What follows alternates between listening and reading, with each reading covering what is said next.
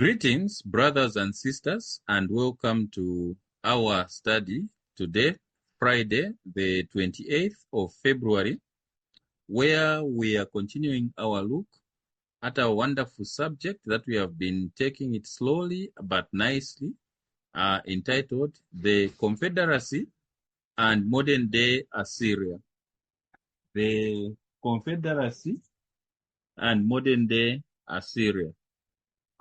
I am your presenter, Brother Christopher Peary. And so, in beginning our lesson today, we shall turn our attention to Selected Messages, Book 2. Selected Messages, Book 2. And we are going to go to page 140. We are going to go to 141 up to page 143. Anyway, we'll see. We'll just be picking portions here and there so that at least we may be able to catch the glimpse of what inspiration is telling us. So, Selected Messages, Book 2, page 141. Paragraph 1, and then I'll be telling you where we'll be going. If we see it necessary, we'll go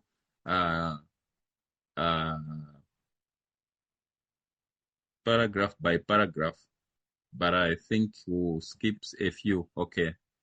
So, this one is chapter 14, which is saying avoiding labor conflicts, avoiding labor conflicts. Then saying appearing in the pamphlet, Country Living, page 7, 9, 10 to 12. So you can find what you are about to read in the book, Country Living, pages 7, 9, 10, up to 12. Okay. So I read in your hearing. It says, the time is fast coming when the controlling power of the labor unions will be very oppressive. Again and again, the Lord has instructed that our people are to take their families away from the cities into the country where they can raise their own provisions, for in the future, the problem of buying and selling will be a very serious one. We should now begin to heed the instruction given us over and over again. Get out of the cities into rural districts where the houses are not crowded closely together and where you will be free from the interference of the enemies. Paragraph 2. Men have confederated to oppose the Lord of hosts. These confederacies will continue until Christ shall leave his place of intercession before the mercy seat and shall put on the garments of vengeance.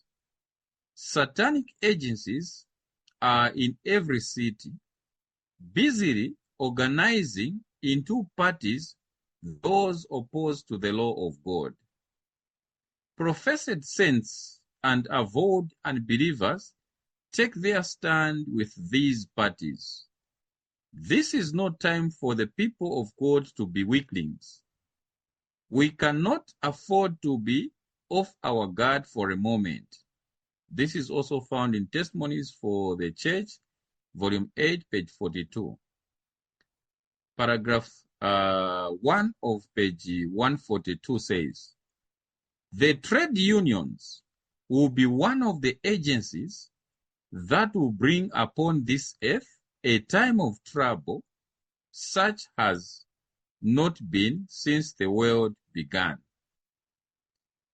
Going over to the next paragraph, which is paragraph 2, which is under a subtitle saying conflicts between trade confederacies and labor unions.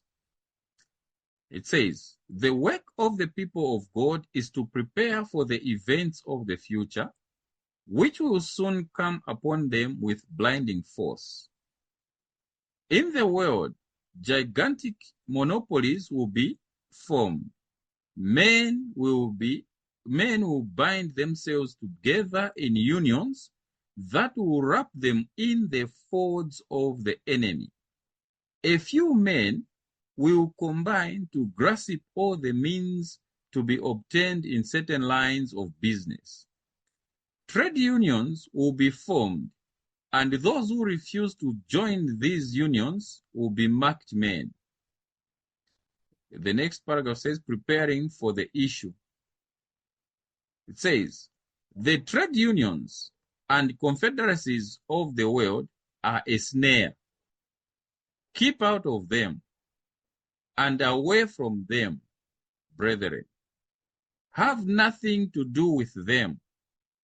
Because of these unions and confederacies, it will soon be very difficult for our institutions to carry on their work in the cities.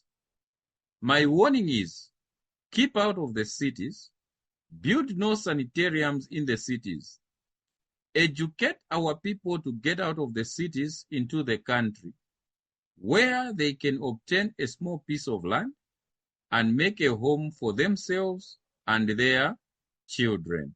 End of quote. So, beloved, here in Selected Messages Book 2, beginning from page 141, paragraph 1, which, as we have seen, is also recorded in the book Country Living, pages 7, 9, 10 through 12. God is saying to us that the time is coming when the controlling power of the labor union will be very oppressive. I'm sure, beloved, I've been observing certain trends that have been happening, especially here in Zambia. Sometimes, when we talk of unions, we had very few. And notable among those were the Mine Workers Union, the Zambia Congress of Trade Unions. By then, the Teacher Union was there, but it wasn't as vibrant as it is now. I think those that I've mentioned, plus the Teacher Union, were the most notable ones. But today, you find that there are unions that we never even thought that they will exist. You have bus and taxis drivers union, you have marketeers union, you have even cooperatives have unions, and something that again which has caught my attention is the way these unions are attached to the government is surprising, in that some of them have just individuals who come up and say, we are representing drivers. They were not even elected or appointed by the drivers themselves, but they find that they even have a voice on a higher side of government, where they can even decide a lot of issues and try to bring in laws that will show that anyone who doesn't belong to these associations, it cannot even operate. So this trend has been growing. I don't know how many of us have been observing these things of late. And when you look at other things that have happened also is the licensing authorities are also looking at, are you affiliated to any of these major things? So when I was reading this, I was like, so when we are studying the Confederacy, it is going to be a snare, a trap, but the people of God will see it as a good thing. And yet here, you find that now God is telling us that what the trade unions are today, they sound like they speak on behalf of the workers. They sound like they are fighting for the good conditions or the working environment of the workers. For now, that is what they seem. And many people are flocking to join these trade unions with the hope that it will speak for them and lead them. And so they are joining blindly without knowing that inspiration here is saying that the time is coming when the controlling powers or power of the trade union will be very oppressive. So today they sound like they are a good thing for the workers, but inspiration is projecting, beloved people of God, that it is not going to be good for anyone. It will be oppressive. So meaning therefore that today they seem to speak for the people, and the people are in favor or in love with the trade unions, hoping and praying that these are the groups that should be able to speak for them. And so because there is no hand that is showing that it will have something to do with the trouble that is coming upon the world, many feel that it is okay to join these unions. But inspiration has warned, beloved, that the time is fast coming when the controlling power of the labor unions will be very oppressive. So we are told to say again and again, the Lord has instructed that our people are to take their families away from the cities into the country where they can raise their provisions, for in the future, the problems of buying and selling will be a very serious one. So you see that these unions, as they seem independent and okay for now, they will influence trade. And so you see that, in short, why God has connected the buying and selling versus the moving out of the cities is because God is like forewarning us, beloved, that what will happen is these unions that we are seeing, marketeers union, traders union, farmers union. So if you don't belong to this association, and if the hand of the controlling power of these unions will be oppressive, the farmers are oppressed, the buyers are oppressed in their union, the sellers are oppressed in their union, and they're bringing in draconian laws or regulations in these unions, how are you going to buy or sell? Because they would pretend that, like they are doing now, that if you belong to a certain union, you have certain advantages. Okay? And if you are not a member, then they will say you cannot trade. So you see that slowly but surely, those that are entangled into these unions, they will be telling those that are not a member, say, you see, you are missing out on benefit A, B, and C. And known to them, beloved, that actually they have entered a trap, a snare. So these things, beloved, should awaken us now to start thinking that, oh, it's not everything that glitters that is God. Because here now we are seeing that the Lord, out of his love and mercy, he is showing us the dangers that these trade unions and the confederacies. So in short, the confederacies will be joining, a lot of them will be coming in. Remember, there was a time when we read another quote which was saying that Ellen White was shown that people of different working groups, let's say you have the maids, and then you have teachers, the teacher union and the union for the maids will eventually be joined to one. So it's saying that putting people of different occupations in one union, because they will think that that is when they will have a strong voice for all the workers.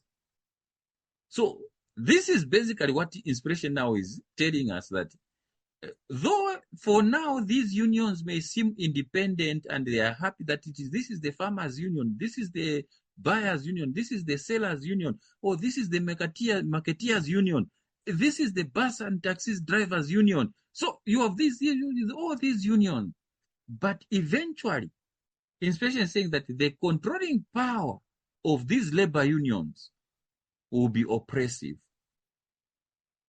And it will be very difficult for the children of God to buy or sell.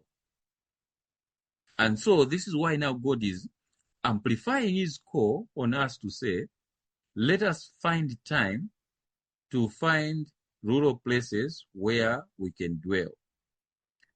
Okay? Reading further, I was just on paragraph 1 because I'm just looking at these wonderful things. And we should now begin to heed the instruction given us over and over again. Get out of the cities into rural districts where the houses are not crowded closely together and where you will be free from the interference of enemies. So this is where we see that then the powers and the forces of these trade unions or labor unions or confederacies will be more in the cities. Okay? And they will have their toll upon those, the city dwellers. Okay? Coming to paragraph 3 says, avoid party strifes. Party strifes. So many people are joining. And it saddened me when I saw that most of the Seventh-day Adventist church here in Zambia were favoring the opposition political party, and many of them voted in that line. And so many people, when they look at us SDAs, like us who are sometimes you're in town, you find people would be saying, you people, you are UPND. This is because the SDA voted UPND. Then when you tell them, say, my brother, I don't even vote. Then they get surprised. Say, but how? When your church and everyone else was towing this line, I said, no, it's not everyone that would do that. So you can see already, beloved, that even to some degree, we had the senior most pastor who was made even a commissioner of something in the government. I think up to now, Pastor Hakombo, I don't know what he is in the government up to now, because of what I've just said. So we see that these things, beloved, are coming upon us slowly but surely. So God is saying that avoid the party strifes. Okay? And so the fact that especially our president is now SDA, everyone now has a different view or version of who SDAs are and their stand. Not that the president has ever even preached SDA since he was, but just because he is, I don't know why people feel like SDA is, I don't know. Anyway, these are things that people fail to reason, and they just get a blanket statement and put on everyone just because one of their members is maybe a politician or is president, as it is the case now. But we see that all he's doing is not doing in the name of the SDA church. He's doing it according to the best of his belief, that he's doing it for the best of every Zambian. Whether he makes mistakes or not, it is individual. But the sad part is people are looking to say, we will never maybe entrust in SDA again. But if he does well, maybe again you'll see that people will think that, oh, the SDAs are the best people to rule. So where we are now, that is not what I'm trying to put to say we can do better or we can't do better. But the point is, whatever happens, many people look at the background of the individual that is doing it, and they would either blame it entirely on people that have even not a say in it. Okay? So now this is what God is telling us. Say, men have confederated to oppose the Lord of hosts. These confederacies, we are warned, will continue until Christ shall leave his place of intercession before the mercy seat. So, beloved, confederacies are here, and they will continue till Christ leaves the most holy place where he is interceding for us. And then we are told to say, and shall put on the garments of virgins. So meaning, most of us, beloved, if we are not careful, because these, like the trade unions have been cited, they will look so sweet in that they will be able to speak for us, the wages will be increased, and then we'll be independently thinking that these things are okay. And known to us that we will be entangled into those until Christ leaves the mercy seat and he puts on the garments of virgins. Now, imagine when he puts on the garments of virgins, he comes to effect a slaughter in the church of God.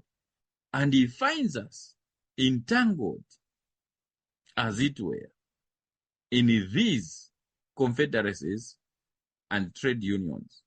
So we are told to say, satanic agencies are in every city, busily organizing into parties those opposed to the law of God. So what is happening is that most of us, we may look at certain people, maybe they are directors of the company, or they are bringing this policy in this company. No, God is telling us that it is Satan that is using them, is organizing them into these parties, and the people that is using are those that are opposed to the law of God. Do you see why many a time when we term the board of directors, when they sit, they have no regard on the day you worship? And most of us that do work, we would be finding that it is just maybe a few individuals in our companies allow us to maybe go to church on Sabbath. Not that that is the company policy. Now, should the company policy be strict, none will be leaving the work premises to go to church anymore. So you see that God is telling us here, is indicating that it is the satanic agencies that are working. They are busy forming those parties and regulations. So now listen to the next statement, what it says. It says, professed saints and avowed unbelievers take their stand with these parties. So when these parties are formed, because they hide the true nature and they hide the person responsible for formulating them, you look at them to say they are okay, they are favorable, they are good, such that when you have professed saints of God and unbelievers joining the same party, those are confederacies, beloved of God, on the small scale. Here we are talking of the confederacy of the church and state at the higher level. And known to us that we have already joined the smaller ones here below. And known to us that when the controlling power now of these small parties that we belong to, which is the mother of all confederacies, becomes oppressive, you will find that even the parties that you were joining innocently, thinking that they are good for now, you will find that you have been entrapped, you have been ensnared. This is what God is saying now. So we're told to say, this is no time for the people of God to be weaklings. So God is saying that when these parties are formed, we should not be weak to join them. That is what he's saying. He's saying we cannot afford to be off our guard for a moment. So you see that we have been off guard, beloved people of God. We have always been off guard, and we have joined these associations, these confederacies, innocently, thinking that they are either speaking for us or they are either planning something good for us. Now God is saying that let us stop being weaklings, my beloved people of God. For where you see that they are the professed saints of God and the unbelievers coming in a party of some kind, joining forces in something that they think that it is good for a professed Christian and an avowed unbeliever, it should open our eyes. We should realize that in one way or the other, we have taken a weaker route. We have become weaklings. And we have been off guard. So it is like God now is saying that watch for these things, for they come in peaceably. Just like, when we are reading the 12 symbolic code, is it 12 symbolic code? Yes, number 3. It will just say that the confederacies will come as a snare, and many people will be taken. So do you see now God is spreading the understanding that we should have as to the true nature and the way these confederacies are coming, and how we find ourselves honestly taking sides into them, such that within these confederacies we work well with unbelievers, thinking that all is well for as long as there is no conflict. God is saying that at that moment we should be able to take note and understand that we have just acted as weaklings. We have let our guard down. And so we need not continue letting our guard down. And then the next paragraph just makes it plain. It says, the trade unions will be one of the agencies that will bring upon this earth a time of trouble such has not been since the world began. So there we have it. God now is calling these parties to say on a larger scale, they are none other than trade unions. And these, he says, are just one of the agencies that will bring the time of trouble such as never was since the beginning of the world. Now, you see that trade unions are just one of them. The bigger one that we know is when there is that church and state confederacy on the higher level, to say that is the main one. So mark this point with care, that even the trade unions on the smaller scale are but one of the agencies. So the trade union is not the only agency.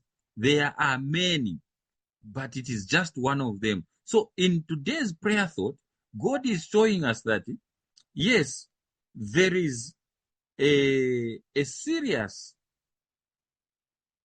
desire by the devil to unite God's people into these things. So the last part, it is saying, the second last part says, the work of the people of God is to prepare for the future event. The work of the people of God is to prepare for events of the future, which will soon come upon them with blinding force. Mark those words with care. Blinding force. So we have been slowly being blinded. But eventually, when those things that have been blinding us will come with force, we'll be surprised that we will find ourselves deeply entrenched into them. That it will be very deep, and we'll feel like, and we'll be comforting ourselves, say, if I leave this one, what am I going to do for my children? Or if I do this one, what are the benefits of me? I'll lose everything that I've worked for. So you see, beloved, that God is now warning us that truly ours is to prepare for these events that are coming. And these events that are coming, we are told to say, they are blinding. They are not coming open to tell you that here now we are coming to you, this is a confederacy, and this is what we are going to do. They are coming in peaceably, blinding. So we are told to say, in the world, gigantic monopolies will be formed. I'm sure some of us have seen some of these things. I think Sister Carl will bear with me on these ones. Have you not noticed that maybe somebody would start a project and somebody will come and patent that one and take it on a higher level? And maybe, like we may take, for instance, Bill Gates and his company. All he did was he was just patenting things that he wasn't even good at. And then he would even go into countries, patent them, so that anyone who wants to make anything of that kind, they get maybe permission, or they pay something to the one that has more like the real owner of that kind of brand or anything. So God is saying that these kind of monopolies will be formed, that they will take control of all these major businesses. So when you are like saying, okay, Zambia has a Coca-Cola company. So if the owners are in America, they can make rules and regulations that the Coca-Cola company or in Zambia, it will either follow and progress or refuse and sink. And they can even say that that product can be bought or sold from such a country. We saw even Mercedes-Benz would sell the rights, maybe like in South Africa, they have those rights, they can produce Mercedes-Benz. Okay. Now, what we are saying is, whether they produce or they don't produce, the onus is on the original owners, because they call the shots. Whatever they say, it's either that company obeys and produces, or it refuses and sinks. You see? So God is telling us that in the world, gigantic monopolies will be formed. Men will bind themselves together in unions that will wrap them in the folds of the enemy. So you see, when you find a trade unionist speaking, you will not see that is the agent of the devil, because he will never use the word of Satan. He will just say the good things that he can be able to do for those that will come under his union. But here now, God is telling us to say, I want your eyes to be opened, my children. These unions are going to bind you and wrap you in the folds of the enemy. Then we are told to say, a few men will combine to grasp all the means to be obtained in certain lines of business, just as good as the monopolies. Then it says, trade unions will be formed, and those who refuse to join these unions will be marked men. So do you see, beloved, that whilst they are forming these unions and speaking, they know that there will be those that will be opposed to the unions. You will say, for now, like now, many people are free to choose whether to join the trade unions or not. And so now Inspection is saying that eventually the enemies will be those who are not joining the unions. So they will mark them to say, these ones. So, beloved, God is speaking, and we will do well to understand. Today we have taken more time on our prayer thought because it matters most, because we are looking at the Confederacy and modern day Assyria. So we are looking at the babies and the subdivisions of those babies of the major confederacies, so that we understand, say, oh, these agencies are many. Because I remember the other time I mentioned on things like, for now, you say NEMA. You contribute, you'll be given this. You don't have, I've seen the trend growing. You go to the hospital, they will tell you, say, you don't have NEMA, we are not attending. There was a hospital that I went to, and I told them, I think it was my mom who was sick. I took her there. So I said, no, I'm paying cash. They said, no, we're not accepting cash here. We are accepting NEMA. Oh, no, actually, it is bed cure. I took my nephew, Nicholas, from the Copper Belt.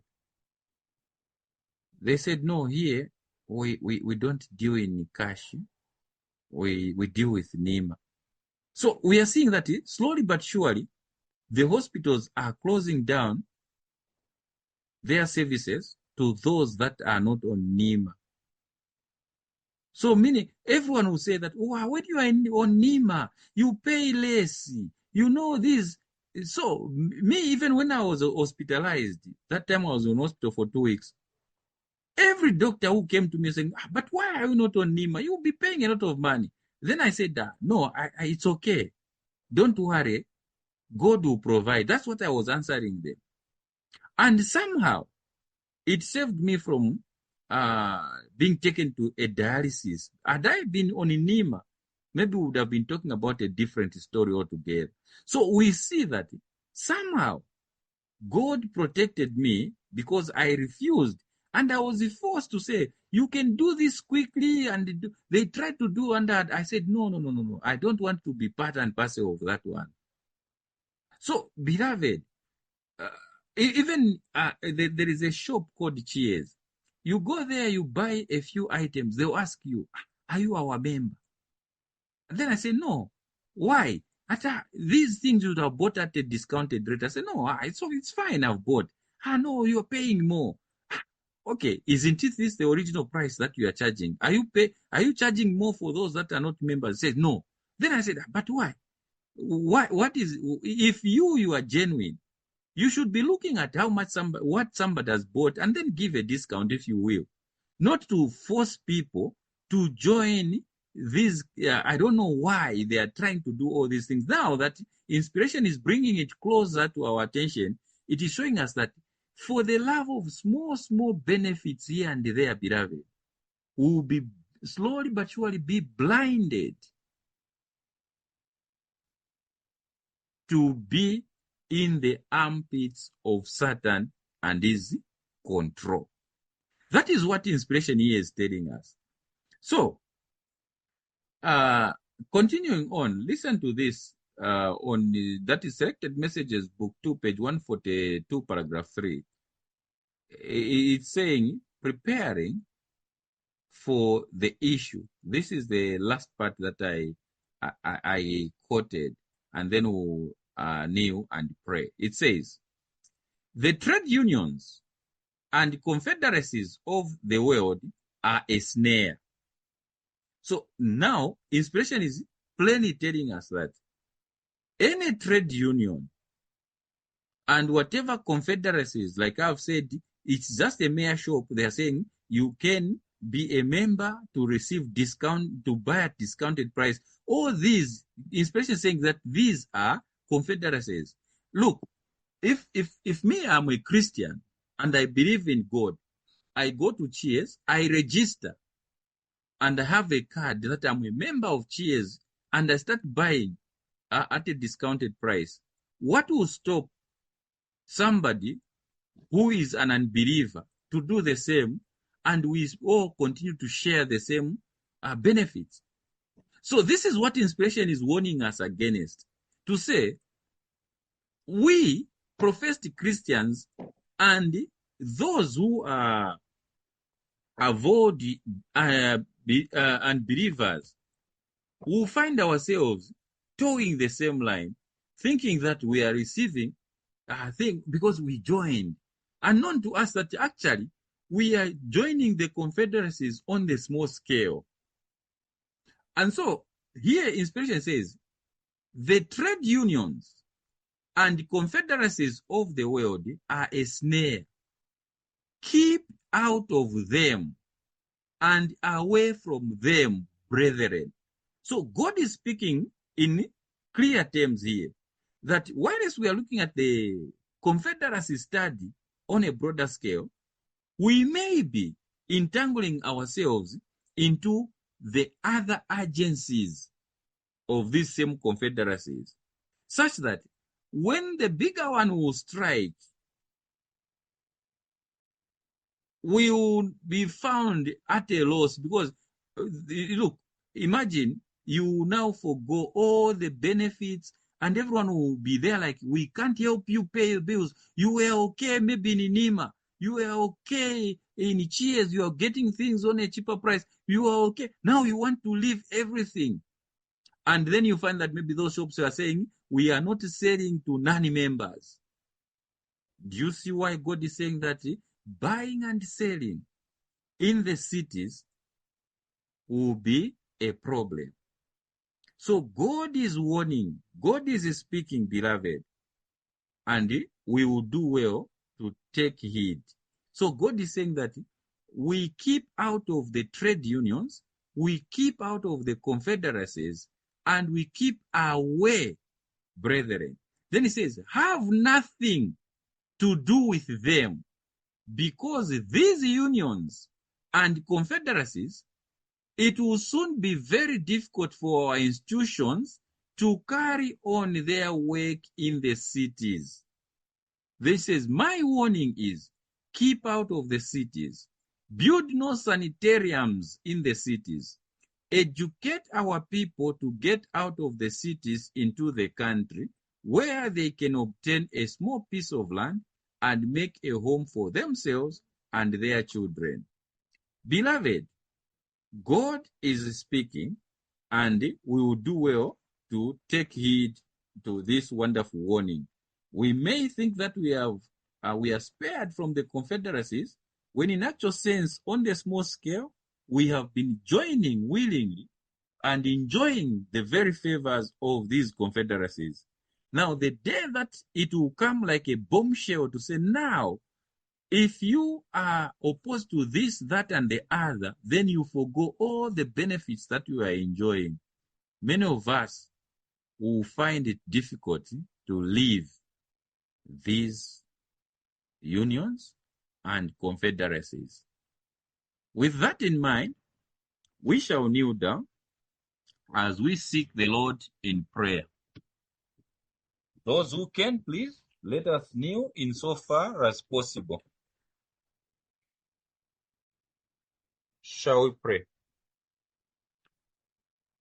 Heavenly Father,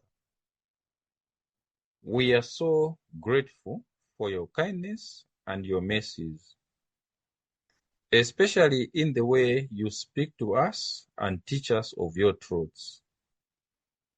You may begin by warning us of a bigger picture of the things that we should be able to avoid, and still come down to the many others that build us up to join these bigger picture confederacies.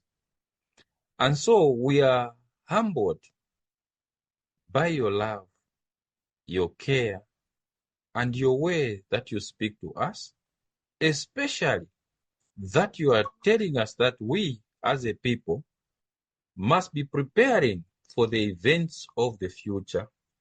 And in preparing for these events of the future, one of the things that you have told us is that we should be able to stay away from the confederacies, stay away from the trade unions, and we should have nothing to do with them. If there was a time that we should be preparing now to have a land away from the cities, it is now. And so, at this time, I want to glorify your holy name for the wisdom that you put into Salem International Association, that we may begin to prepare a place for all those people where they can be able to settle. We know and understand, dear Lord, that the land is not enough, but give us the wisdom through such studies that more and more we may begin to understand that the cities will not be our best places. And so you even warned us, even with our understanding from military stand, that our duty, when the times of the confederacies will be aged, we should be able to use our hands to plow and feed the nation. How shall we feed them when we will be in the cities where there is no land to plow? What is it that we are going to do? Lord, we pray that open our eyes, that indeed these preparations for the future events may be real. I know for now, because many of us, through education and the job opportunities that we are getting, we feel the cities are the best places to be.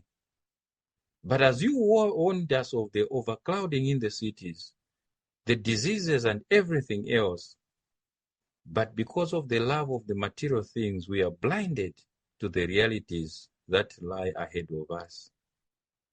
Lord, continue speaking to us, guiding and teaching us step by step till the whole truth be able to dawn in our minds that you are the Lord and you know everything.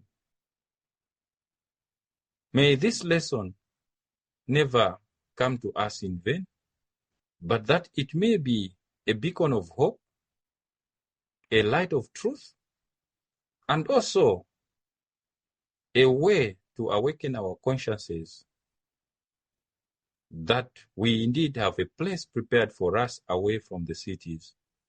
Only open our eyes that we may see it and go there.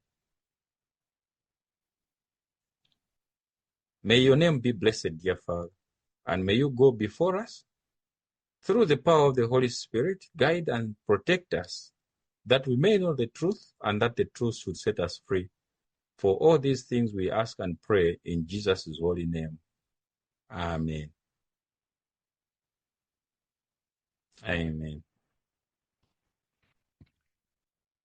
Okay, so sorry for those that have just joined us. We were considering a prayer thought from Selected Messages, Book 2.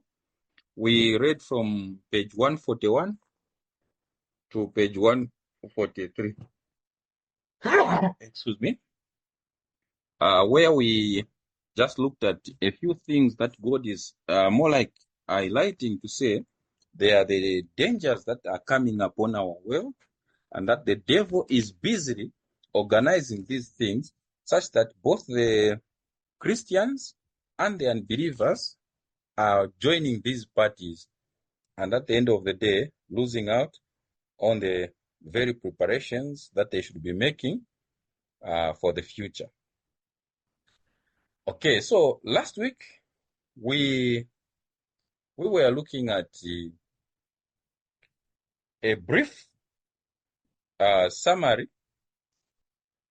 or review of the inflictions of the wound, how it was going to happen. We saw that the infliction started when Luther started the Reformation. That was the first step. The second was as a result of the infliction that Reformation started, we saw the powers of the princes joining with the Reformation and speaking against the evils that the purpose was doing. We see the general coming in and taking the Pope captive. And the third infliction, we see that it was a time when the Protestant powers or nations broke the church-state union of the Dark Age period. So that is, they are just a summary of the infliction. And so that led us now to look at antitypical Assyria. So we see that more like what we've been looking at all this time was just a preparation for us to know what the Confederacy is, its evils, and how to avoid it. And so, since our lesson is saying as the Confederacy and modern-day Assyria, last week we started to look at who Assyria is. And so we went to tract number 14, page 6, that began to tell us that inspiration is showing us that just as there is modern day, there is going to be modern day Babylon and also spiritual Egypt, it was showing us that actually there is a widespread nation of today called Assyria. So we see that this Assyria, inspiration tells us its timeline and where it started from, to say it is those Christian nations or Protestant nations that broke the church-state confederacy. Pretty much on what we concluded on, especially on the infliction part of the wound, we see that the final stage was the Protestant nations that separated the church and state powers. Now, that power, that union of Protestant nations that broke the church-state union, we are told to say that is Assyria of today. And so, when we went deeper now, we saw that tract number 14, page 34, brought us more details. Tract number 14, page 34, paragraph 1, told us that when you go back to the book of Daniel chapter 7, it was a prophecy that God was giving to Daniel that there will come this little horn power that will think to change times and laws, that will wear out the saints of God, and everything was going to be given into hands for a time and dividing of time. So we see that eventually now, that which was prophetically given to Daniel became history in the Dark Age period. That such a power that was able to do all those that were outlined in Daniel chapter 7 was none other than the papacy, which was a church-state combination. And so, its time frame was actually, as God had predicted, 1,260 years that it was able to do all those things.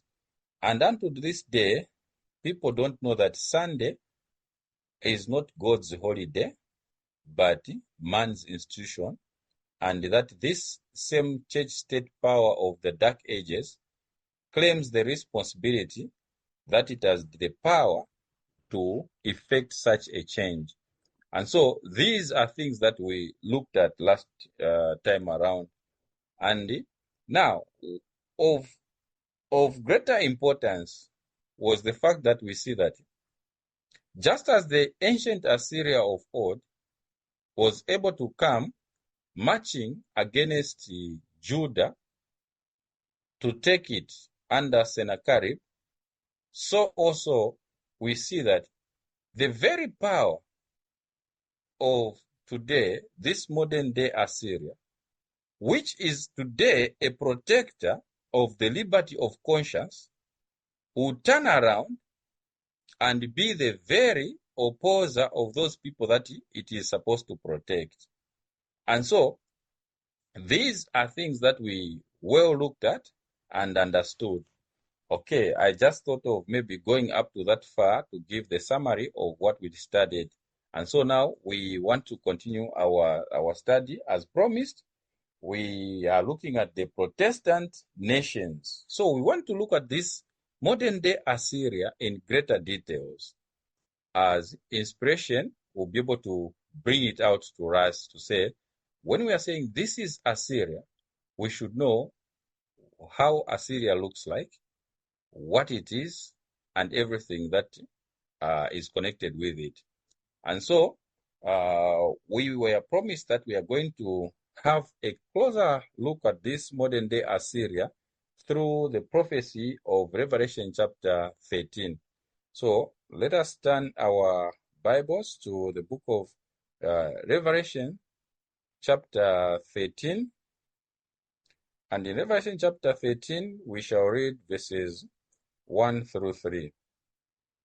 Revelation 13, verses 1 through 3.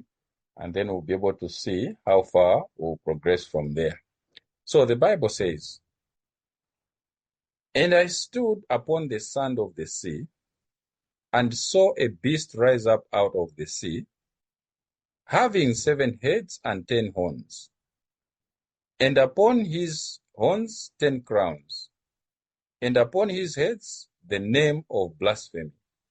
Verse 2, "And the beast which I saw was like unto a leopard, and his feet were as the feet of a bear, and his mouth as the mouth of a lion. And the dragon gave him his power and his seat and great authority." Verse 3, And I saw one of his heads as it were wounded to death, and his deadly wound was healed. And all the world wondered after the beast. End of quote. Just like when you read something, we can give some hints here and there of what we are finding from here. We see that this beast, as we have just looked at it, it is a composite beast. It has all the characteristics of the four beasts before it. Okay? Meaning, inspiration will tell us that it is the melting pot of these four empires. Now, of interest, you see that on this beast, it is mentioned that the one who gives it power and authority is the dragon. And that the healing of the deadly wound is in the period of this melting pot beast that we have looked at. So all these should now awaken our conscience to say, if the purpose was to be given 1,260 years in which to perform its activities and then dethroned, then for it to be healed, it is in a period after its work of all that it was allotted to do had been done. And so we find that the wounding of this head was done somewhere else. Then the healing, we are told, was effected. And as soon as the wound was healed, all the world wondered after the beast. And we know that according to inspiration, it says that the beast is a symbol of the world, governments of the world, if you will, or kingdoms. So what we see is the people of the world did not wander after the head, neither did they wander after the horn, but they wandered after the beast. And this is precisely what is happening now. How many of us are chasing the things of the world? It could be fashion, the latest cars, the latest everything. That is what we are chasing now. We are not so much, not all of us are politicians. Not all of us are, again, Christians.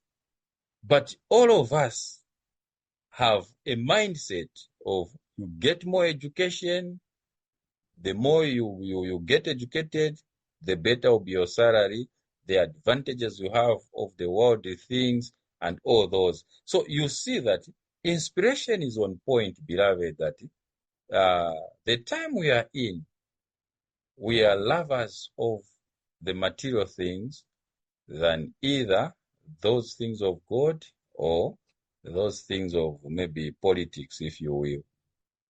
People would not care who is the president for as long as they can make their money and their businesses would run. They don't care. You see that?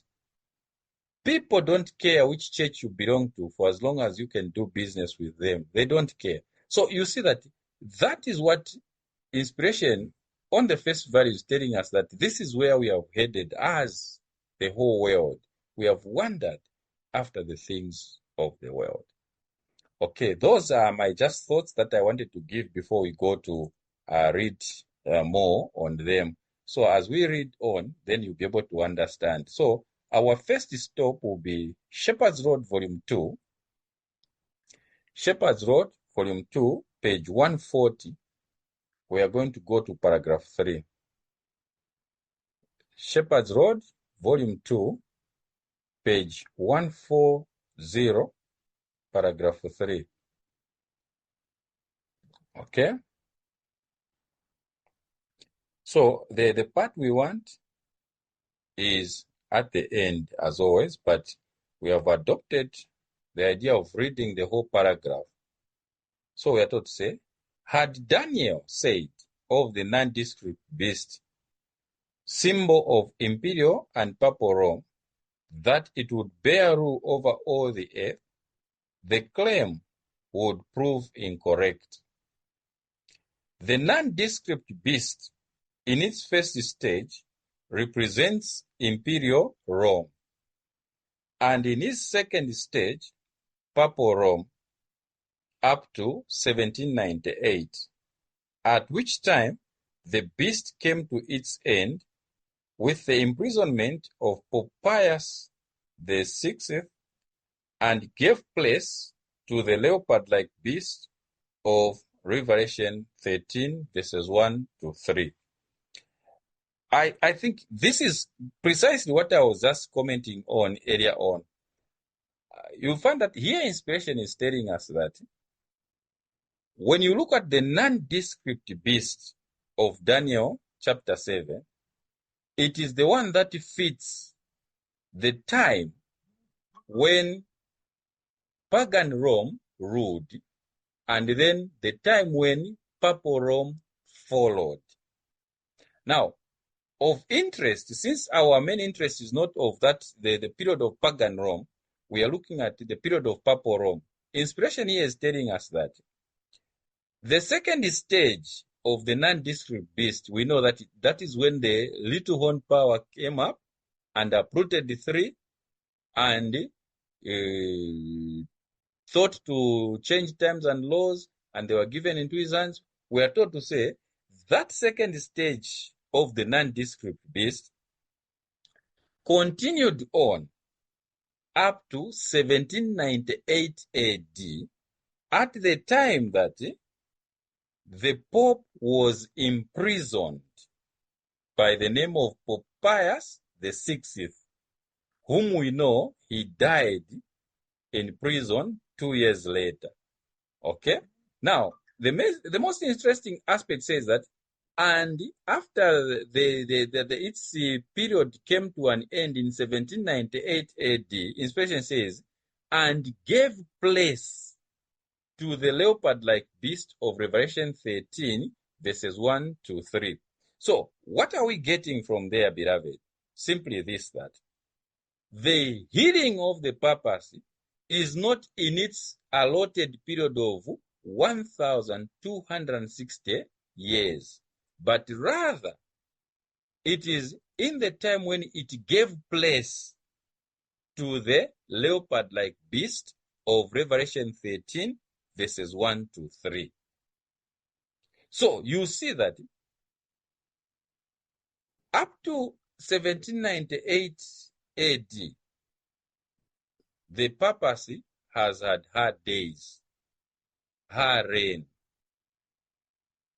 and she did all she could up to that point. All that has remained now, when you come to the leopard-like beast that we have entered on, that we are told to say, it took authority after 1798 AD. But that doesn't mean that it arose or started to rule. Or it started to come on the stage of action in 1798 AD. Because we know that inspiration will tell us that when you look at the 7 heads that it has, this beast of Revelation 13, we are told to say those heads started to develop before 1798 AD. Especially Shepherd's Road, Volume 2, page 107 will tell us that fact. Okay, so we see that the Protestants, the protest that or the Reformation that Luther started was in the 1500s. And so one head after another started to come up and do all that it could be able to do. And so we see that in the background, the beast was in its formation. But as soon as the period of the papacy ended, we see this beast now ascending to the authority that it was given to rule. And so these are things that we are learning step by step. So here inspiration is telling us that the leopard-like beast only came on the stage of action after the termination of the period of the nondescript beast came to its end in 1798 AD. Okay, so we are just looking at those facts and going step by step so that we now understand the true nature of this leopard-like beast, whose dominance in the world affairs, inspection says, started in 1798 AD. That is when Revelation chapter 13 verse 1 was able to begin there. Okay, the next one that we are going to read is 2SR, page 86, paragraph 1. 2SR, page 86, paragraph 1. Okay, Shepherd's Word, volume 2, page 86, paragraph 1. Okay, again, the part that we want is the last statement on this paragraph, but as we have rightly said that we are reading the whole paragraphs, so we are starting the whole paragraph. Paragraph 1 reads as follows. Inasmuch as the lion, the bear, the four-headed leopard, and the nondescript beast, in bracket, the symbols of Babylon, Medo-Persia, Grecia, and Rome, are linked to each other, the unbreakable chain of beasts make it impossible for another universal beast or system to intersect their consecutive order. So the part we wanted is this one, which says now, consequently, the leopard-like beast of Revelation chapter 13 verses 1 through 9 must follow the nondescript beast, Rome.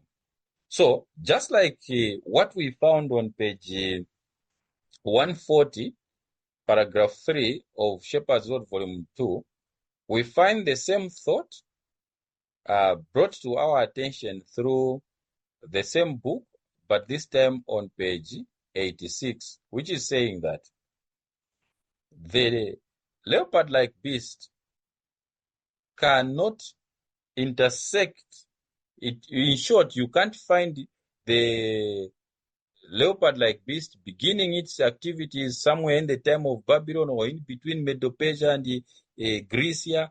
There's nothing like that. It says they follow those sequential order and they don't break that chain. So each is given a time to rule, and after its time is gone, another one comes in. So that consecutive order is never intersected by any other beast. And so we see that, especially now, looking at that wonderful statement says that, consequently, the leopard-like beast of Revelation 13 must follow the nondescript beast. So we see that the beast of Revelation 13 comes after the nondescript beast. So we are establishing antitypical Assyria, and God is telling us that antitypical Assyria is none other than the leopard-like beast of Revelation 13 verses 1 through 3 or verses 1 through 9, as the case has been with the Shepherd's Word, volume 2, page 86, paragraph 1 there.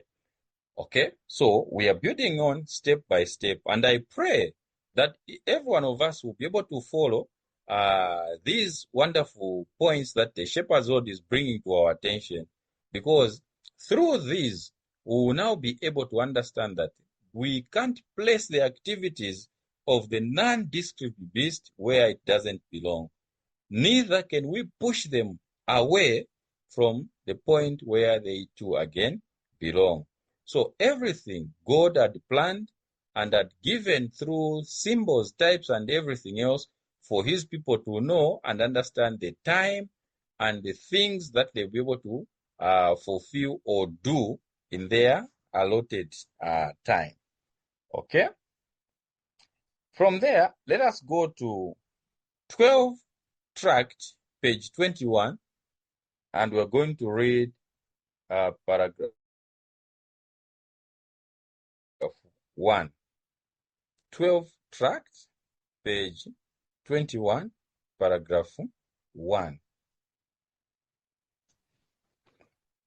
I read in your hearing. It says, the composite makeup of this beast, now talking about the beast of Revelation 13, verses 1 through 3, says, the composite makeup of this beast, mouth of a lion, feet of a bear, body of a leopard, and 10 horns, is faithful witness that he is a descendant of Babylon, lion, Medo-Persia, bear, Grecia, leopard, and pagan Rome, 10 horns.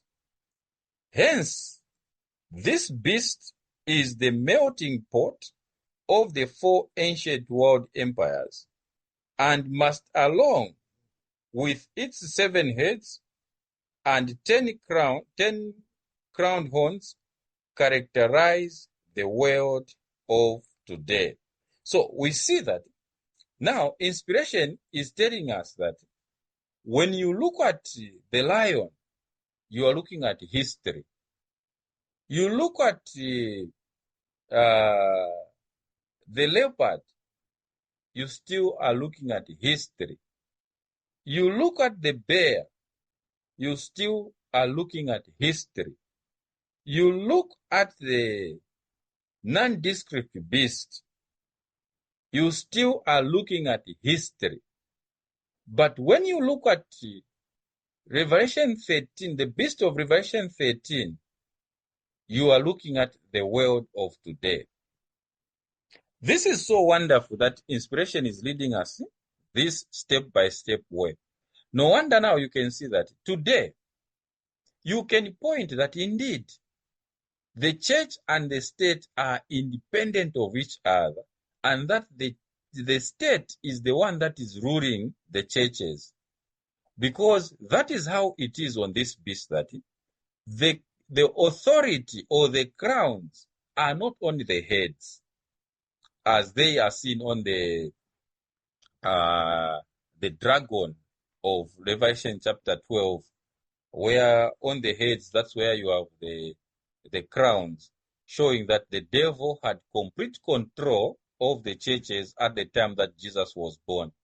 But this time around, we see that the state powers have powers and control over the churches.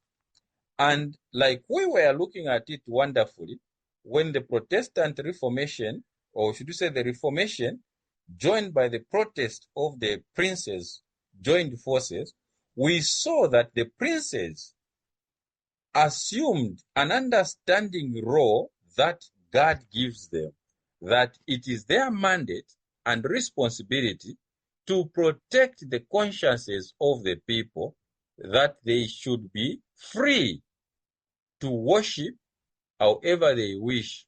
And so this is the world that we are in today. So the shepherd's rod again is spot on by telling us that when you are looking at the beast of Revelation chapter 13, you are looking at the world today.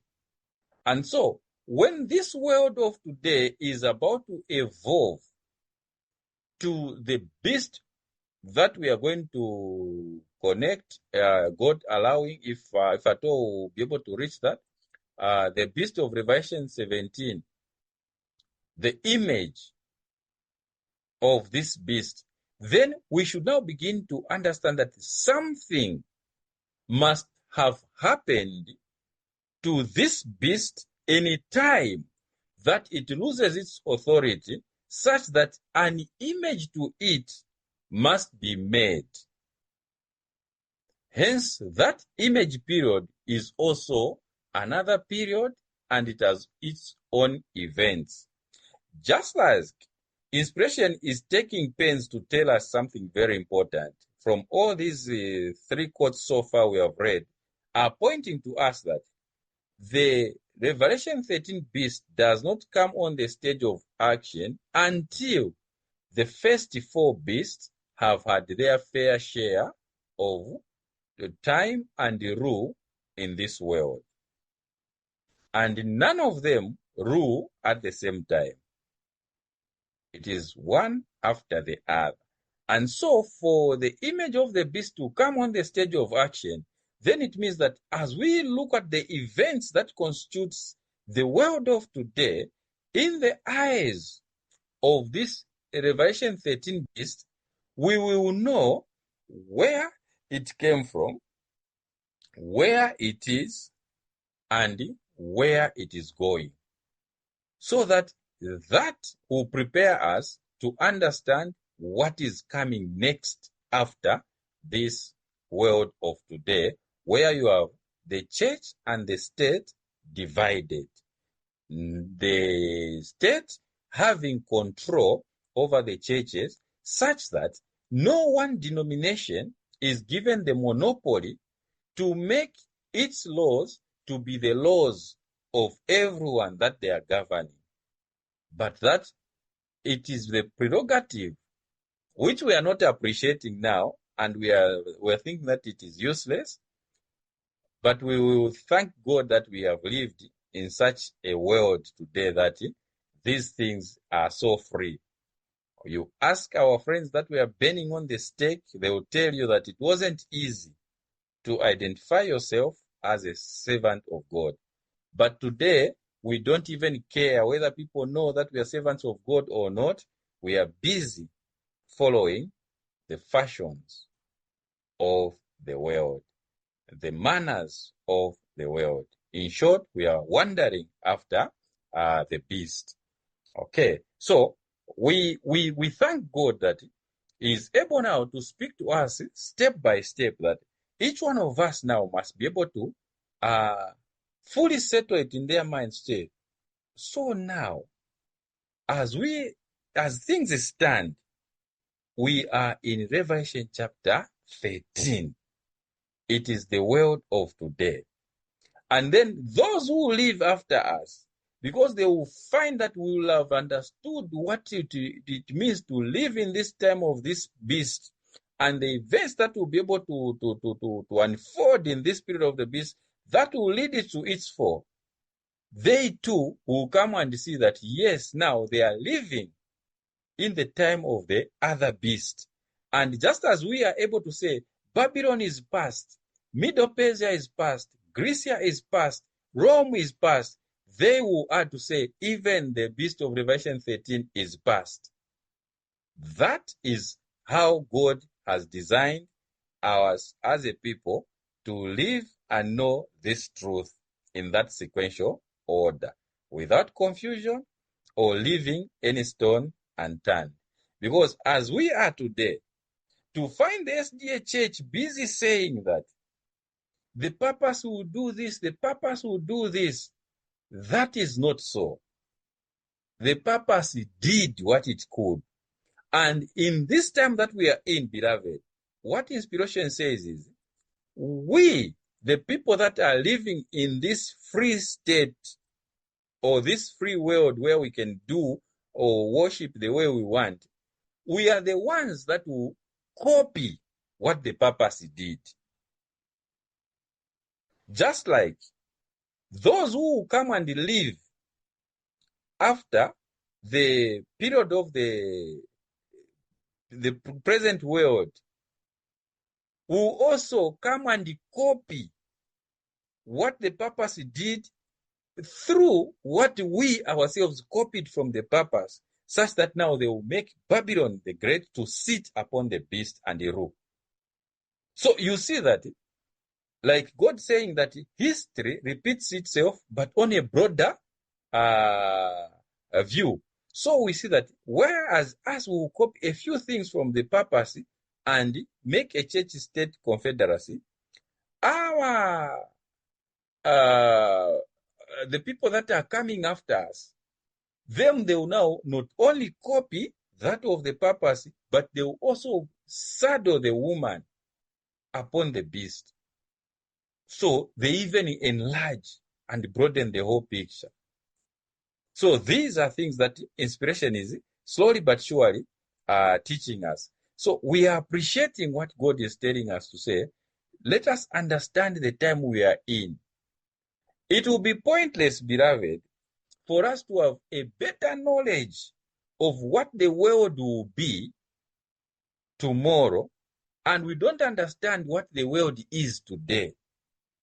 Because if say those things that create the world of tomorrow are fostered and prepared by us, then what value then were we on this earth? It means we would have removed the light and put it under a bushel, which God says that we shouldn't do.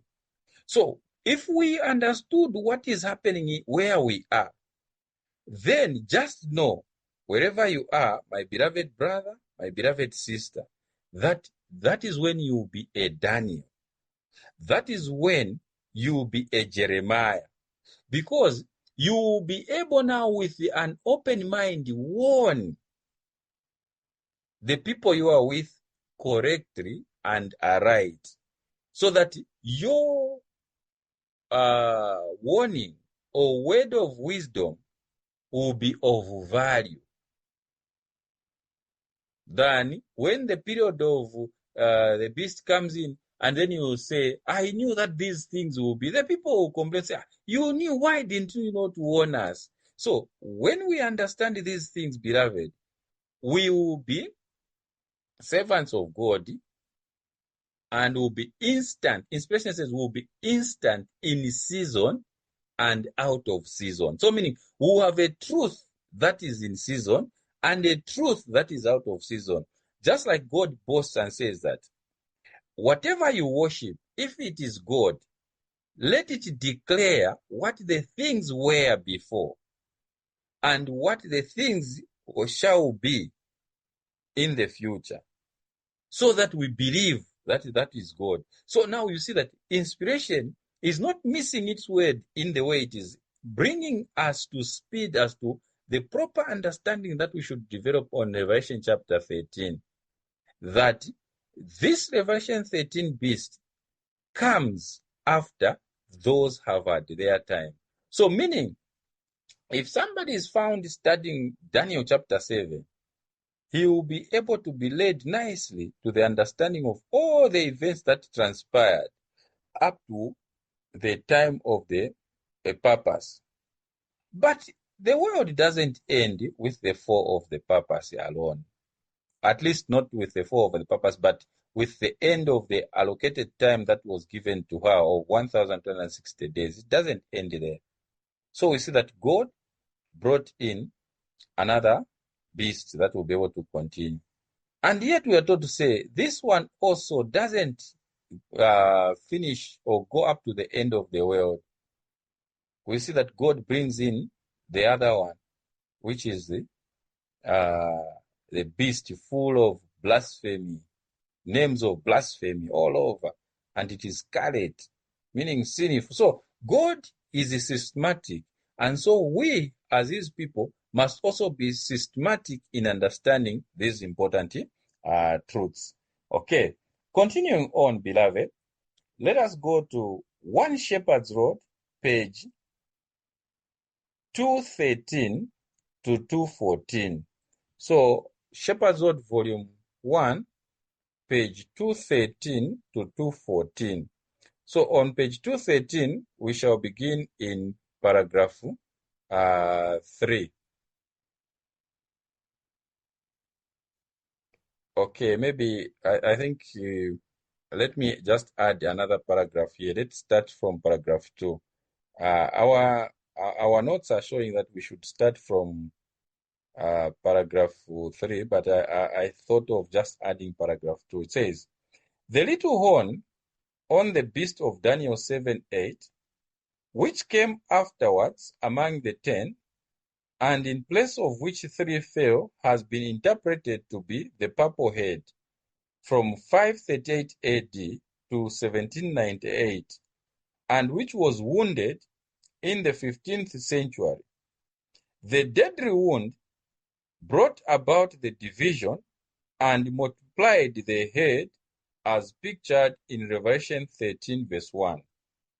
The 6 heads represent Protestantism, and the one which was wounded, Catholicism. The 6 Protestant and the 1 Catholic head make the biblical number 7, meaning complete, in brackets, or. The 10 horns represent this present civilization under civil power. The heads are symbol of all Christendom. So basically, this is what I was talking about earlier on, where we are told to say,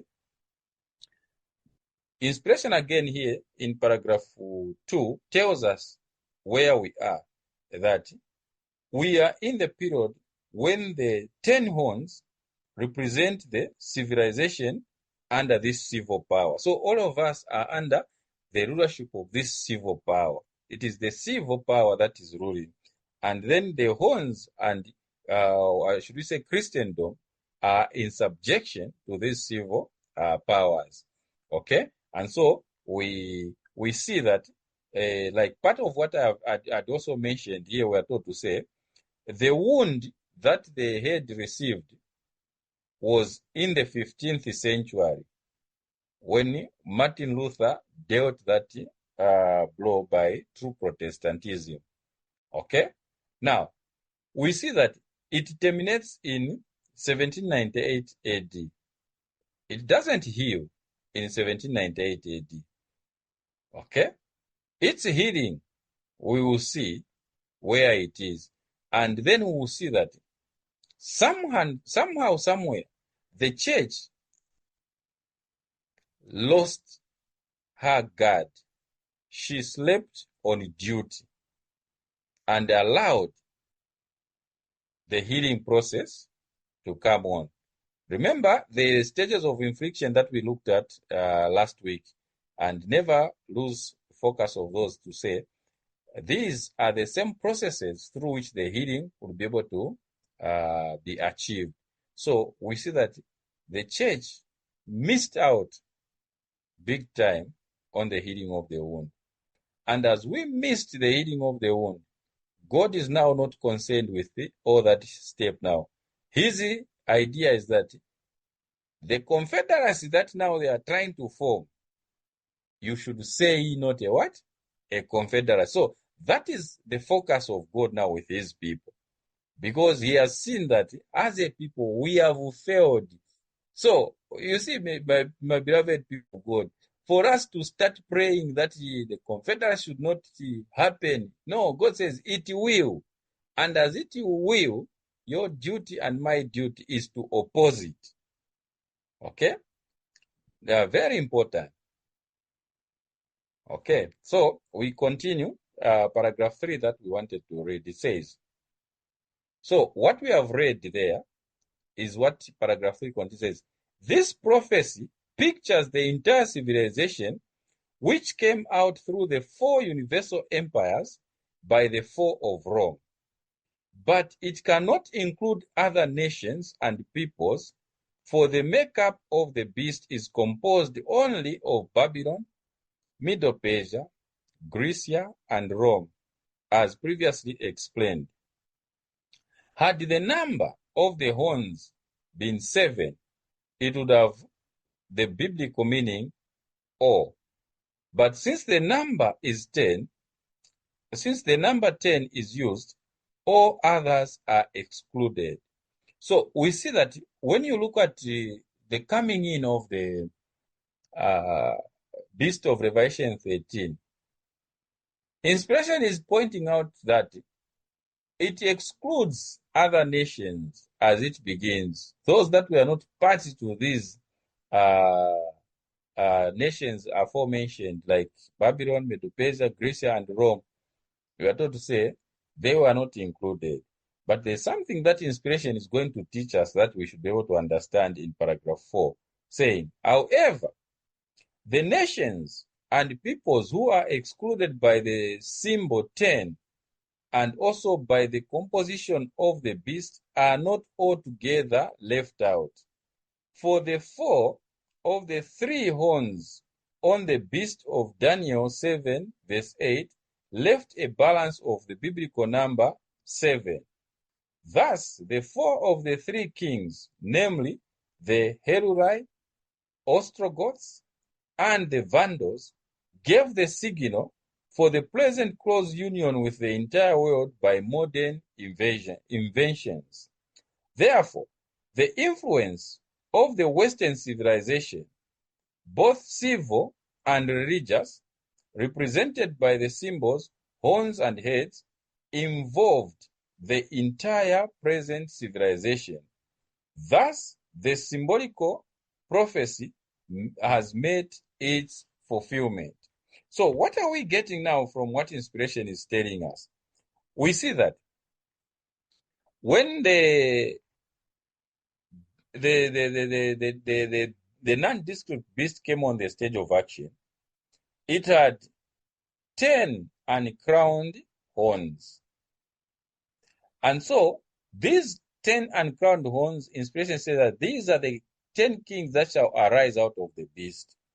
And indeed, these they arose.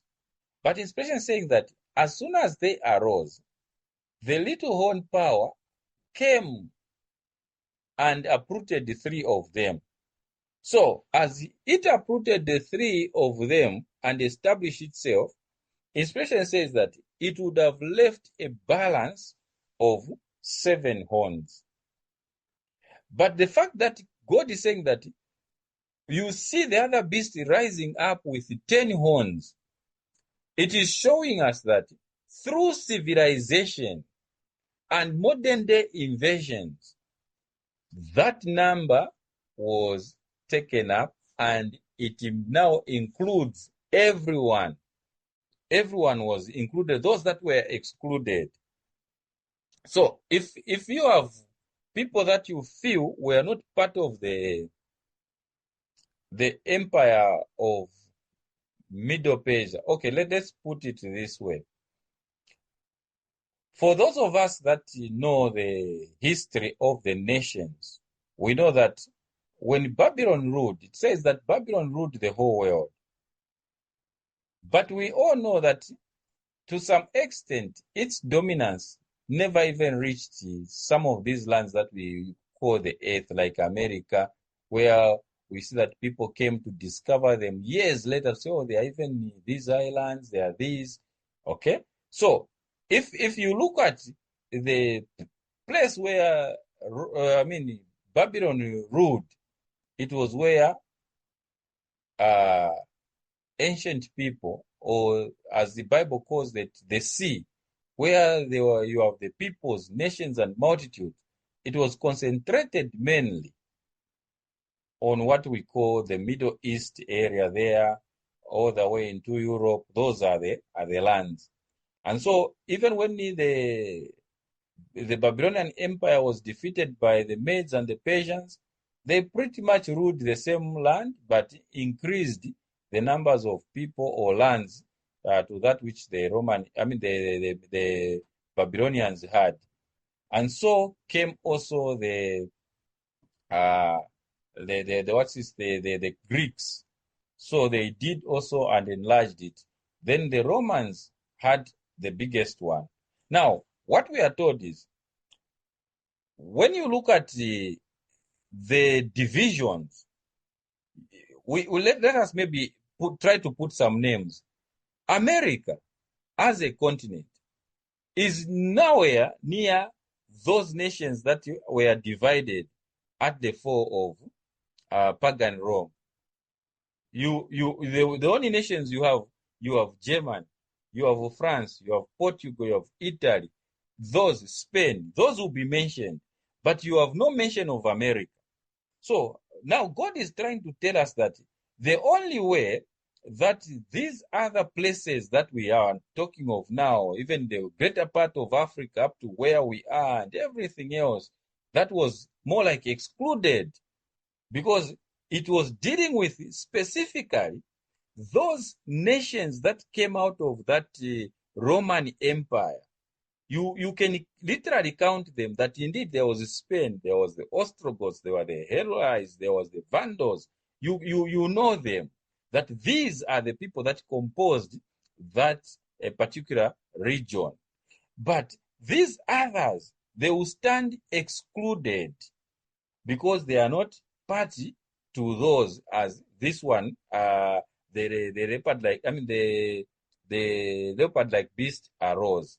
So now what inspiration is telling us is this, that through invasions and also civilization, you find that now it is saying that both religious and civil powers are symbolized, that everyone now is included. Maybe just to give a little picture that maybe will help us. When persecution was hottest, it is the same people that were part of those that were under the Roman rule, the Papal Rome rule, that fled and organized America.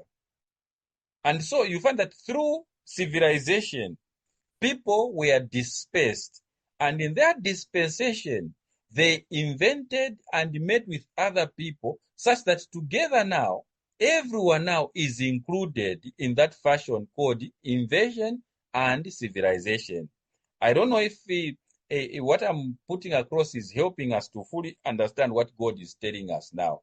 So you see that with the movements, with the civilization and the invasions that people started to bring about, like you talk of, as it is alleged that Christopher Columbus discovered this land, that land, and as they were sending missionaries and everyone else, you find that through those invasions and interactions, everyone now, God is telling us that this is inspiration. Oh, sorry, should I say, God is telling us through inspiration that it is through this influence of Western civilization that both civil and religious are represented. Okay, let me reread this statement so that maybe now it will make sense with the few examples that I've just given. It says, paragraph 4 of Shepherd's Lord, volume 2, page 213.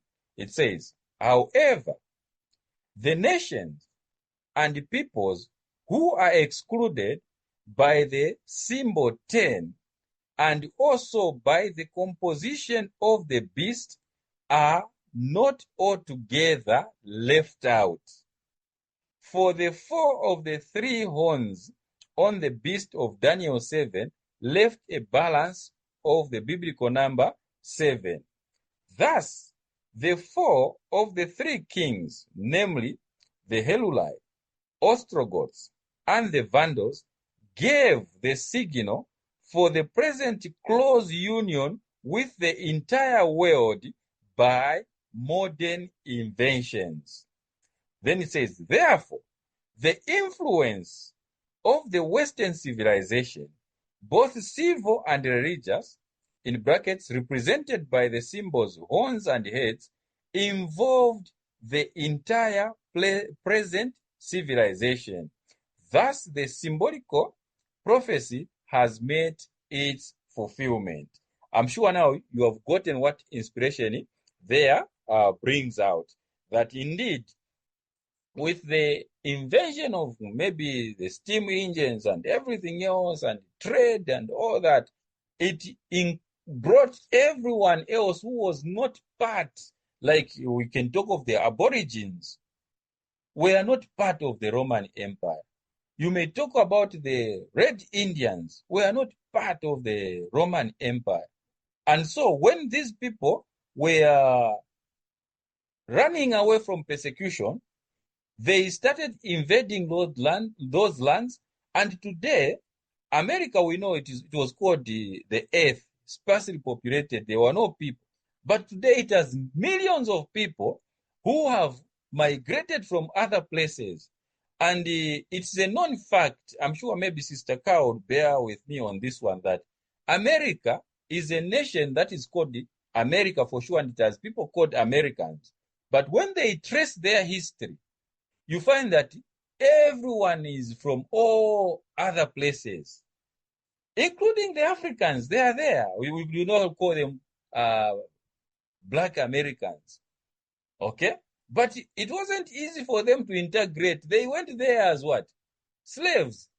And so that was a way of invasion, civilization that took them there, such that after being laborers in the plantations, they have now been incorporated to be Americans. So God now is calling all this that has happened to say it is the influence of the Western civilization that has now included everyone that was not included into this great plan called the whole world, of those people that were not included being included. Okay, so that is what I wanted uh, for us to appreciate from this wonderful thought. So that now, step by step, we are seeing that initially, what used to be Babylon grew into Medo-Persia, grew into Grecia, grew into Rome. And as Rome ruled, there came a time that it fell, that is pagan Rome. And as pagan Rome fell, we see that that kingdom was divided into 10 nations. And those 10 nations, beloved, let us ever remember, that were to arise were the 10 horns, as depicted on the nondescript beast. And those nations we know, they are the Herulites, the Ostrogoths, the Vandals, the Saxons, and the Lombards, all those, the Saxons, all those are the nations, the 10 nations that arose out of the Roman Empire. So when you look at that, that is what inspiration is saying, that it excluded all these others that were outside those nations, because that is what the beast would symbolize at that particular time. But now, because God is telling us something very interesting that is all-inclusive now, to say, today we are all party of this Revelation 13 beast. What brought the change? We see that the annihilation or the uprooting of the 3 tribes would have left the beast to have 7 to maintain the original people that would compose that beast. But now God is saying that through modern invasions and civilization, for the number again to come to 10, it means something must have happened through this civilization and everything about it, such that now you see that, like I gave the example, I just gave the example of the United States and how it became populated. You find that it literally got populated by the people that were part of the Roman Empire, but running away from the persecution that was hottest there, and they settled in the United States of America. And as they did, the people they found and the people they interacted, as everything now, as civilization went and invasions went everywhere, everyone now has been integrated. And so we find that now it's more like the replacement of those 3 nations that were uprooted has come through the incorporation of all the peoples that were not included in those that were to come out of the Roman Empire. And so we see that inspiration now is telling us that what we are calling modern day invasion or civilization is actually a way that God was showing us that the number that was to remain 7 horns after the uprooting of the 3 still comes back to 10, because these inventions and civilization has actually spread the whole world. I think those are the words that I wanted to add. And it's sad to say that the time has come where we end. Unless there are questions, comments, or contributions, we'll pick up our study from where we have left. Any questions, comments, or contributions?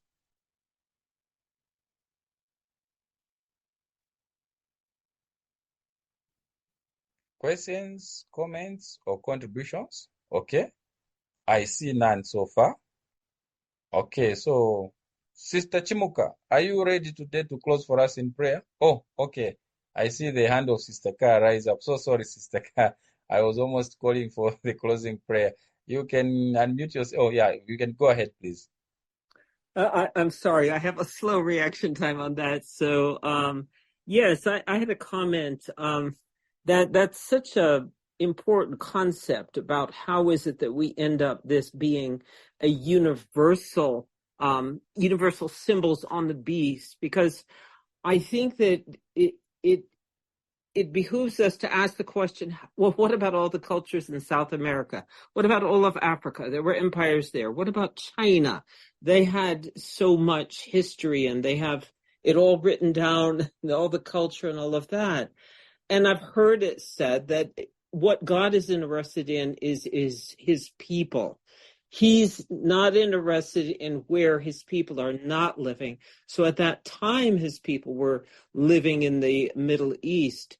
But I don't have any proof of that. It's just something that I remember hearing. But I like this foundation that we're getting about the 10, the 7, and it's helping me. And I just want to go over that again and again for my own understanding. Thank you. Oh, yeah, indeed. Very true, Sister Ka. I like it where you say that it is what inspiration is giving us that helps greatly. Like here, you find that inspiration is saying that if you had nations that were not included, because like you have said that there was China. When you talk of China, I know if we had time, we could go back to uh, those charts.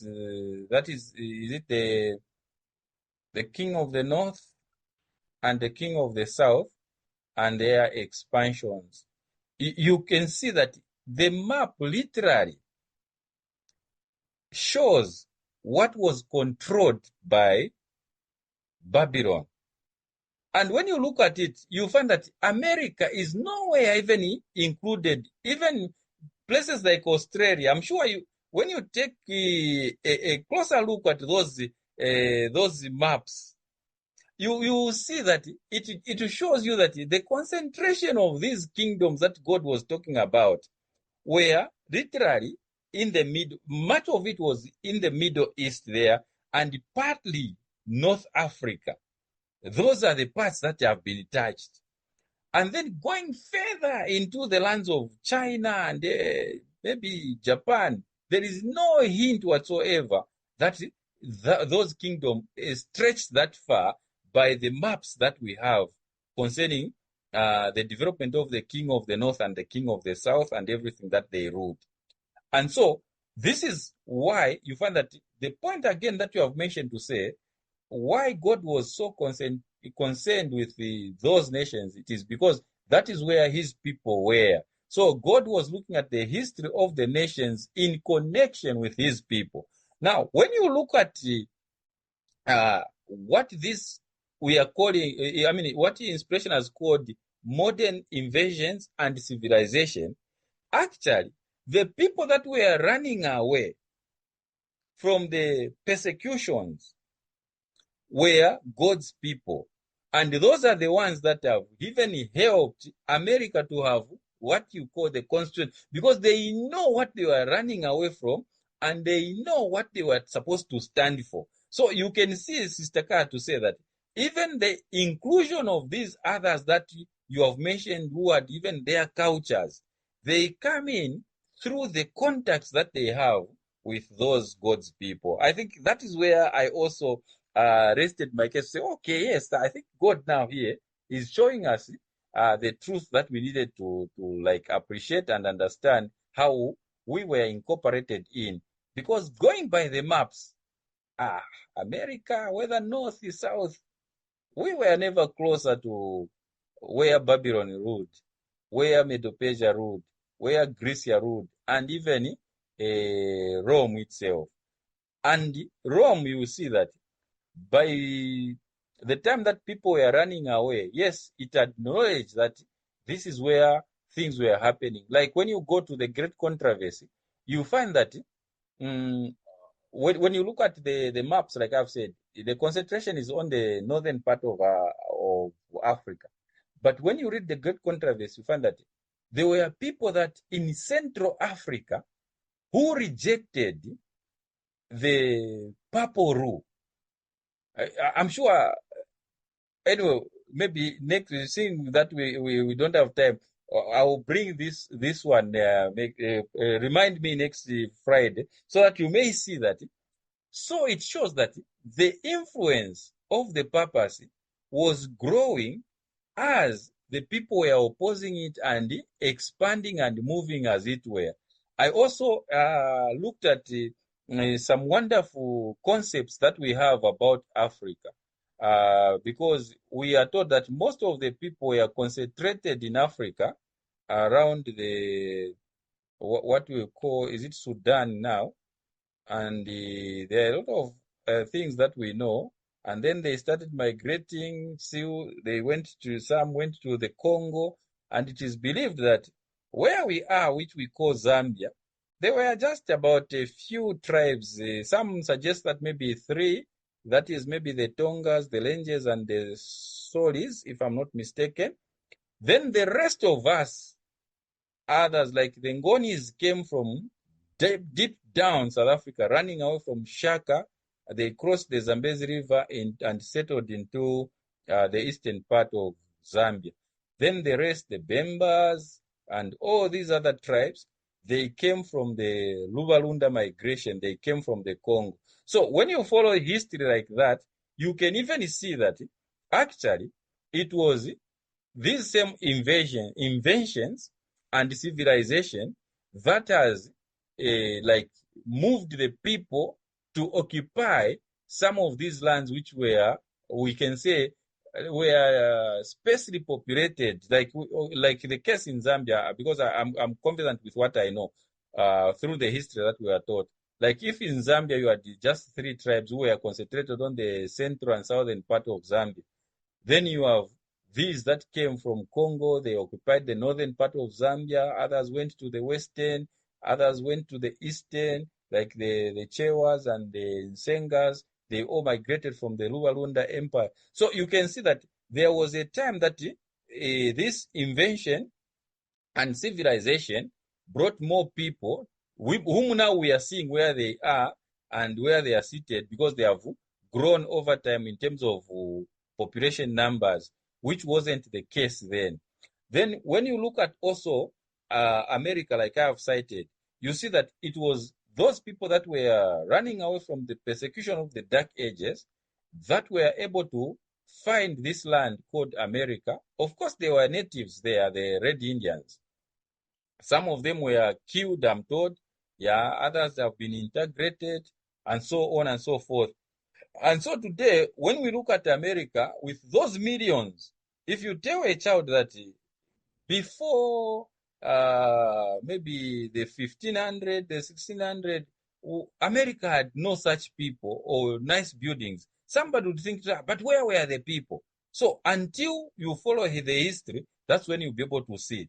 So I like the point that you mentioned to say, with the migration of the people of God, those who are the truth and those that are running away from the persecution, and wherever they settled, it was the one that is inspiration now is showing us to say it is the Western civilization and also inventions that now led to the incorporation of everyone into the bigger picture now, because we have all now, now at the moment that we are speaking, wherever you may go, at least chances that you are going to meet a Christian are high, showing that at least that interaction that God had to say, the reason why he was talking about the history concerning with those people that were closer to the children of Israel has now spread to everywhere. Maybe those are some of the comments, Sister Ka, unless you have something to comment in that wonderful thought that you have brought versus what I've just like added to it.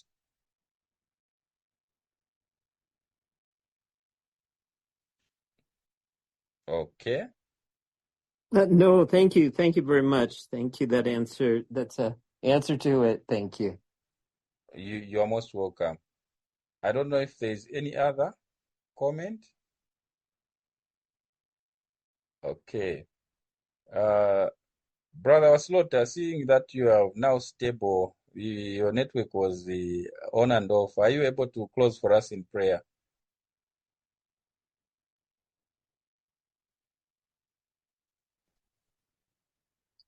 I can, though I'm I'm outside Matika. Oh, you can't kneel. Oh, okay. I I can't. see. Oh, I see. So sorry. All right. Let's try Sister Luyando. Are you able?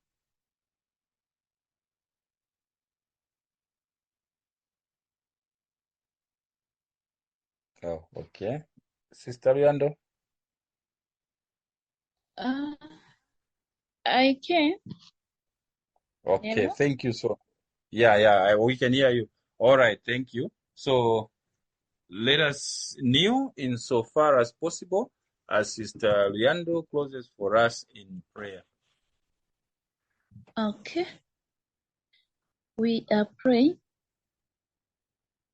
We say thank you so much for the time, Lord, that you had given unto us to sit here, to listen to your holy words in these holy hours that you sanctified, you blessed it.